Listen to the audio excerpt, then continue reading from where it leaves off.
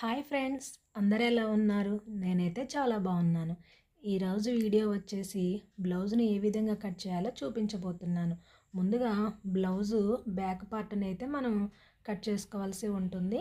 Back part యొక్క రెండు చివర్లు ఒక చోటుకు తీసుకొచ్చేసి వెనక కప్పు అంటే మెడ ఎంత ఉంటుందో సేమ్ ఒక హాఫ్ ఇంచ్ ఎక్స్ట్రా పెట్టేసుకోవాలి.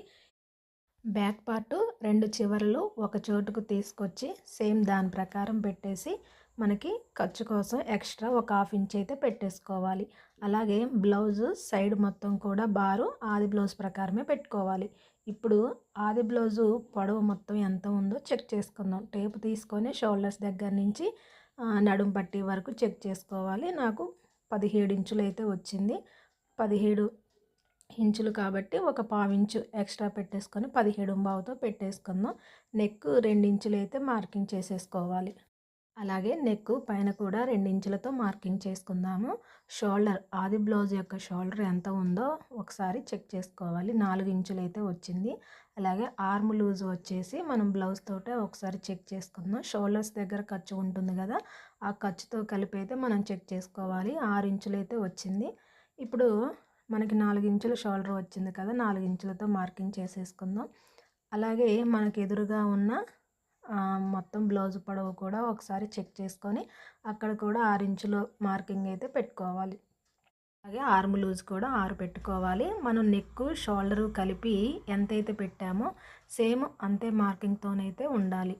ఆర్మ్ లూజ్ వచ్చేసి 1.5 ఇంచుతో మార్కింగ్ చేసేసుకుందాం. బ్లౌజు మొత్తం లూజ్ వచ్చేసి 12 ఇంచులు అయితే ఉందండి. 12 ఇంచులతోనైతే మనం మార్కింగ్ చేసుకుందాము. అలాగే నెక్ 1 ఇంచ్ తోటి రౌండ్గా మనం నెక్ రౌండ్ తీయడానికి 1 ఇంచ్ అయితే మార్కింగ్ చేసుకొని ఇలా రౌండ్గా అయితే చేసుకోవాలి. మన షోల్డర్ దగ్గర నేను కొంచెం లోపలికని మార్కింగ్ చేశానండి. ఎందుకంటే అది షోల్డర్స్ జారుకోకుండా ఉంటుంది.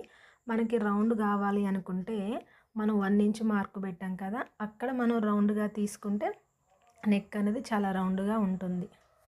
ఇక తర్వాత మనం హ్యాండ్స్ అయితే కట్ చేసుకోవాలండి. హ్యాండ్స్ కోసం 4 మడతలుగా అయితే క్లాత్ వేసుకోవాల్సి ఉంటుంది. మనం బ్యాక్ పార్ట్ కట్ చేసాం కదా, దానికి ఆపోజిట్లో ఓపెనింగ్స్ ఉన్న వైపు 4 మడతలుగా వేసుకొని ఆది బ్లౌజ్ తీసుకొని ఒకసారి హ్యాండ్స్ ఎంత పొడవు ఉందో చెక్ చేసుకుందాం.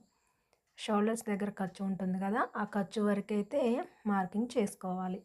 ఇది ఈ బ్లౌజు లైనింగ్ బ్లౌజ్ అండి. అంటే నేను హెమ్మింగ్ చేయటానికి ఏమీ 1 ఇంచ్ ఎక్స్ట్రా ఏం వదిలిపెట్టడం లేదండి. ఒక పావు ఇంచ్ అయితే మనం మలిచి కుట్టుకోవడానికైతే పెట్టాను. మనం హ్యాండ్ కరువు తీయడానికి ఒక 2 ఇంచుల మార్కుతోనైతే ఇలా 2 ఇంచుల మార్క్ పెట్టేసుకోవాలి. మొత్తం హ్యాండ్స్ పొడవు వచ్చేసి 9 ఇంచెస్ ఉంది.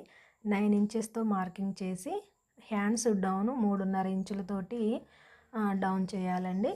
ఇలా హ్యాండ్ షేప్ వచ్చేలాగా మార్కింగ్ చేసుకొని కట్ చేసుకోవాలి. కట్ చేసిన తర్వాత సెంటర్లోనైతే చిన్న టక్స్ ఇచ్చేసుకొని ఫ్రంట్ పార్ట్కి క్రాస్గా అయితే కట్ చేసుకోవాలండి. ఒక హాఫ్ ఇంచ్తో కట్ చేసుకొని అక్కడ కూడా టక్స్ అనేవి పెట్టుకోవాలి. ఆ టక్స్ అనేవి మనకి ఫ్రంట్ పార్ట్ వచ్చేలాగా చూసుకొని మనకి ఉల్టా పల్టా లేకుండా మార్కింగ్ అయితే చేసుకోవాలి. ఇప్పుడు ఫ్రంట్ పార్ట్ కోసం ఓపెనింగ్స్ అనేవి మన వైపు ఉండేలా చూసుకోవాలి. బ్యాక్ పార్ట్ సహాయంతో మనం ఫ్రంట్ పార్ట్ని కూడా కట్ చేసుకుంటాము.